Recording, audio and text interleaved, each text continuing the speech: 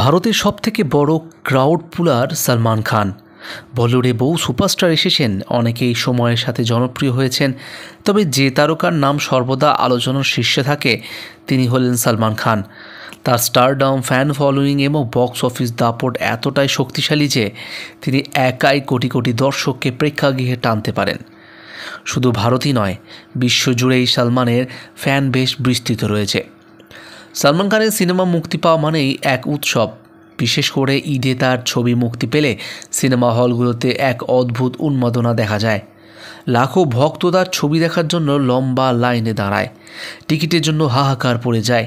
তার সিনেমার first day first show মানেই তো হল ভর্তি, উল্লাস, সিটি, তালি আর জয়ধ্বনি। এই জাদু আর কোনো বলিউড সুপারস্টারের ক্ষেত্রে এতটা প্রবলভাবে দেখা যায় না।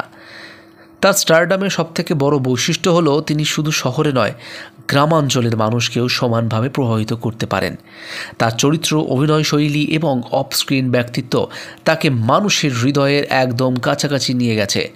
সলমানকে শুধু তারকা নয়, অনেকেই পরিবারের একজনের মতো করে মনে করে এবং সংযোজনই তাকে বাকিদের থেকে আলাদা করেছে।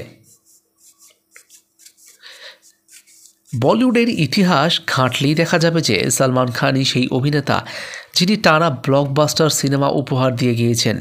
তার সিনেমাগুলো শুধু ব্যবসা সফলই হয়নি, অনেকগুলো আইকনিক কাল্ট ফিল্মের তালিকায় জায়গা করে নিয়েছে, যেমন বজরঙ্গি ভাইজান, সুলতান, টাইগার এবং কিক বা দাবাং। প্রতিটি ছবি দেখিয়েছে যে সলমান একাই যথেষ্ট পুরো ইন্ডাস্ট্রিকে নড়িয়ে দিতে পারবে।